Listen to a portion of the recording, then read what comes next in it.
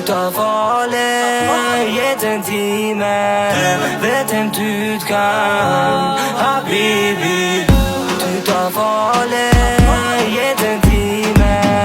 Vet hvem du kan, habibi.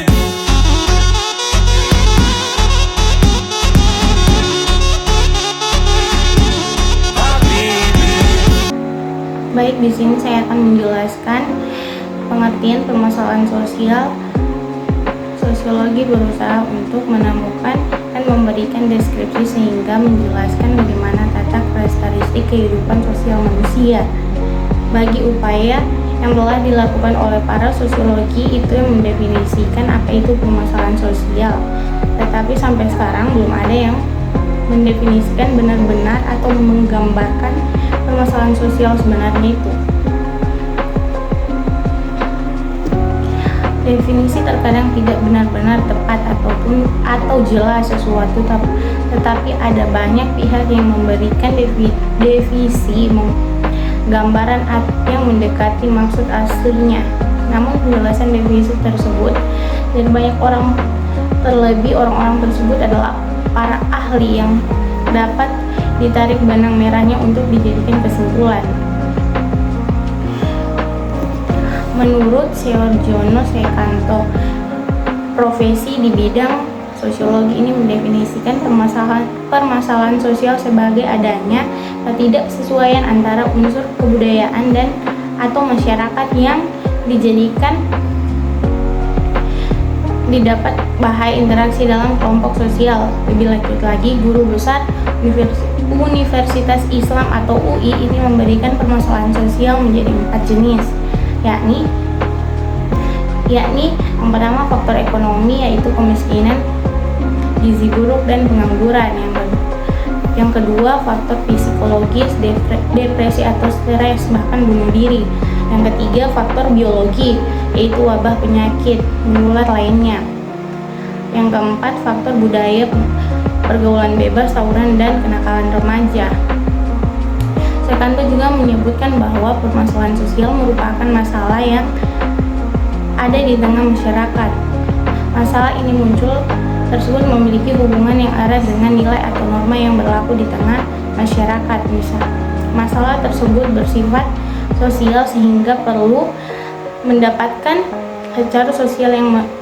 pendekatan secara sosial yang menyeluruh. Yang kedua, menurut Viscon, yaitu menyebut bahwa permasalahan sosial merupakan kondisi sosial yang tidak sesuai dengan nilai-nilai masyarakat. Setelah dievaluasi oleh masyarakat, menurut masyarakat permasalahan sosial dapat dikenal juga terjadi sesuatu yang tidak mengenakan atau tidak serap menurut para ahli. Yang ketiga, L. Robert Martin dalam studinya menjelaskan ada 2 sosiologi tersebut mengartikan permasalahan sosial sebagai kondisi di mana masyarakat yang tidak sesuai dengan. Baik, saya akan menjelaskan materi kedua, yaitu faktor-faktor permasalahan sosial. Faktor-faktor permasalahan sosial terjadi karena adanya beberapa faktor penyebabnya. Karena tidak ada masalah yang muncul hanya karena satu sebab. Pasti ada sebab-sebab lain yang berkumulasi sehingga masalah tersebut bisa muncul. Setiap masalah memiliki cerita yang panjang. Di bawah ini merupakan faktor penyebab terjadinya permasalahan sosial, yaitu faktor ekonomi. Faktor ekonomi merupakan salah satu penyebab terjadinya masalah sosial karena banyaknya individu yang tidak mampu mencukupi kebutuhan dasarnya. Kemiskinan tersebut menjadikan mereka tidak mampu memenuhi kebutuhan sandang, papan, pangan, pendidikan, dan kesehatan. Kemiskinan tentu tidak diharapkan terjadi baik secara individu maupun secara kelompok. Terciptanya kemiskinan mengisyaratkan adanya harapan kesejahteraan dan kemakmuran yang tercapai. Karena itu, kemiskinan melahirkan ketidaksesuaian dengan keinginan masyarakat. Contoh, kemiskinan penjarahan, gizi buruk, dan pengangguran. Yang kedua, faktor budaya. Faktor ini ada karena adanya ketidaksesuaian antara nilai norma dan kepentingan sosial yang berbenturan dengan pola masyarakat yang heterogen atau multikultural. Budaya terbentuk karena adanya kebiasaan yang dimaklumkan, kemudian dibiarkan lalu menjadi karakter dan kemudian membentuk budaya. Budaya-budaya yang baru yang tidak sesuai dengan budaya yang sudah ada menimbulkan gejolak di dalam masyarakat, baik gejolak itu nampak atau tidak.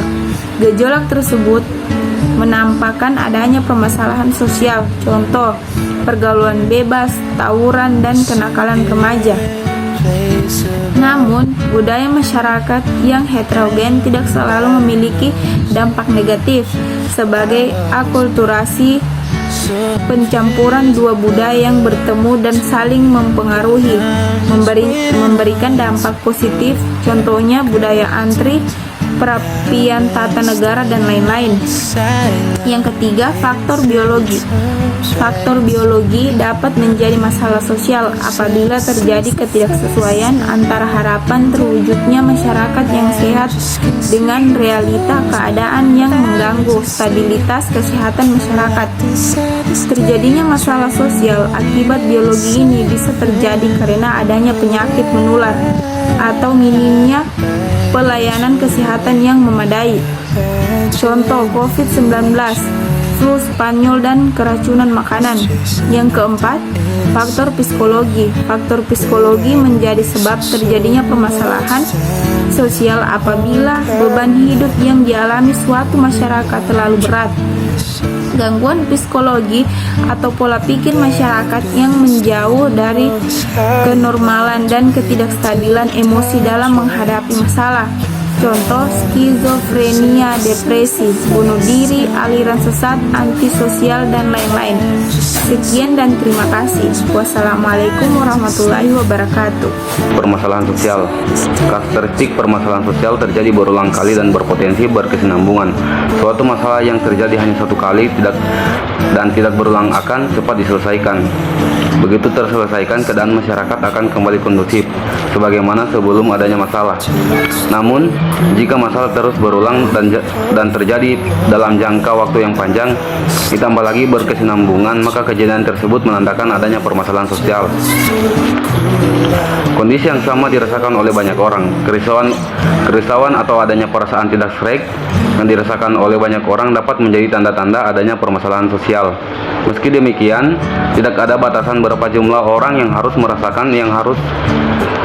merasakan kondisi tersebut agar dapat dikatakan sebagai permasalahan sosial. Jika suatu masalah menjadi perhatian dan pembicaraan beberapa orang karena tidak sesuai dengan kondisi masyarakat sekitar, bisa dimasukkan ke dalam masalah sosial. Kondisi dinilai tidak menyenangkan. Kondisi yang dinilai tidak menyenangkan baik meski sebelum tidak sesuai dengan nilai-nilai masyarakat sekitar tidak dapat dikatakan sebagai suatu masalah.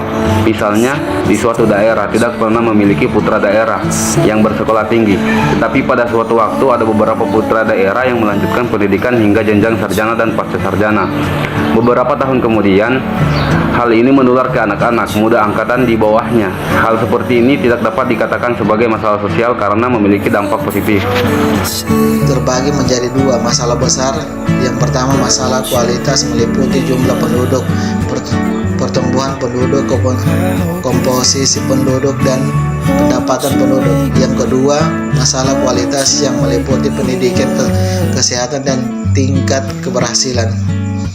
Yang ketujuh, kebodohan. Kebodohan merupakan dampak permasalahan sosial karena belum terselesaikannya masalah ekonomi dan budayanya. Kebodohan bisa disebabkan oleh ketidakmampuan dalam hal ekonomi seperti tidak mampu membayar uang pendidikan atau karena masalah untuk belajar dan menganggap bahwa pendidikan tidak penting. Yang kedelapan, kesenjangan sosial. Kesenjangan sosial terjadi akibat adanya kemiskinan yang dibiarkan sementara para kapitalis dan pelaku KKN dibiarkan. Kesenjangan sosial dapat mengakibatkan kriminalitas karena adanya ketidakseimbangan ekonomi. Yang kesembilan, pengangguran. muncul karena SDM yang rendah, masalah belajar, lesunya ekonomi, atau karena kekurangannya lapangan pekerjaan. Yang ke-10, ketidakadilan. Ketidakadilan terjadi karena adanya pihak yang melanggar batas pihak lain tetapi tidak dibiarkan dan tidak diberikan fasilitas untuk mendapatkan keadilan. Namun apapun masalah yang datang menerjang kita sebaiknya mampu mengambil hikmah. Terkadang permasalahan sosial memiliki dampak positif, diantaranya sebagai berikut. Yang pertama, potensi munculnya norma dan nilai baru. Yang kedua, adanya perubahan sosial ekonomi. Yang ketiga, struktur sosial lebih dinamis. Yang keempat, meningkatnya penguasaan ilmu, pengetahuan dan teknologi. Yang kelima, berkembangnya industri. Yang keenam, meningkatkan kesadaran politik. Yang ketujuh, perilaku hak asasi manusia HAM yang lebih menyeluruh. Solusi permasalahan sosial. Yang pertama, mengembangkan industri kecil di pedesaan. Pengembangan industri kecil di pedesaan dapat mencegah kemiskinan rakyat desa, memeratakan pembangunan dan mencegah terjadinya arus urbanisasi atau perpindahan dari desa ke kota. Yang kedua yaitu meningkatkan mobilitas tenaga kerja dan stabilitas modal. Tenaga kerja yang sebelumnya sudah ada diberikan pembinaan yang lebih intens agar mereka mempunyai daya saing dengan tenaga kerja lainnya. Sementara stabilitas modal adalah untuk memindahkan industri dari tempat yang sudah terlalu banyak lapangan kerja ke tempat yang lebih banyak penganggurannya. Hal ini dilakukan agar tercapai pemerataan lapangan kerja. Yang ketiga yaitu menanamkan nilai-nilai moral dan agama. Dengan memberikan ajaran agama dan nilai-nilai moral yang ada pada masyarakat dapat mengurangi risiko terjadinya permasalahan sosial. Bukan hanya itu, nilai-nilai moral dan agama dapat memperkuat iman seseorang sehingga jauh dari tindak kejahatan. Yang keempat yaitu memberikan bantuan asuransi kesehatan. Kesehatan masyarakat sangat perlu diperhatikan karena sangat penting dalam pembangunan suatu negara. Selain itu, masyarakat yang sehat menggambarkan bahwa negara itu jauh dari permasalahan sosial. Yang kelima yaitu memberikan dana bantuan operasional sekolah atau BOS kepada siswa. Bantuan BOS ini dapat memberikan keringanan pada siswa-siswa yang tidak mampu dapat bersekolah. Semakin banyak siswa-siswa yang dapat sekolah, maka kualitas pendidikan semakin baik. Pendidikan sangat perlu diperhatikan terutama bagi negara karena jika tidak diperhatikan bisa menyebabkan permasalahan sosial. Yang keenam yaitu memberikan program beasiswa. Tidak sedikit orang yang sangat ingin melanjutkan pendidikan ke jenjang yang lebih tinggi, tetapi tidak memiliki biaya sehingga orang tersebut tidak bisa mendapatkan ilmu yang sudah diidam-idamkan. Oleh karena itu, dengan memberikan program beasiswa bagi seseorang yang punya keahlian khusus dapat meningkatkan kualitas sumber daya manusia. Yang ketujuh yaitu memberikan bantuan langsung tunai atau BLT. Masyarakat yang kesulitan secara ekonomi merupakan salah satu tanda akan munculnya permasalahan sosial. Oleh karena itu, dengan memberikan BLT, masyarakat yang kesulitan secara ekonomi akan merasa sedikit terbantu. Ya baik, itulah penyampaian daripada materi kami. Saya akhiri. Wabillahi taufiq wal hidayah. Assalamualaikum warahmatullahi wabarakatuh.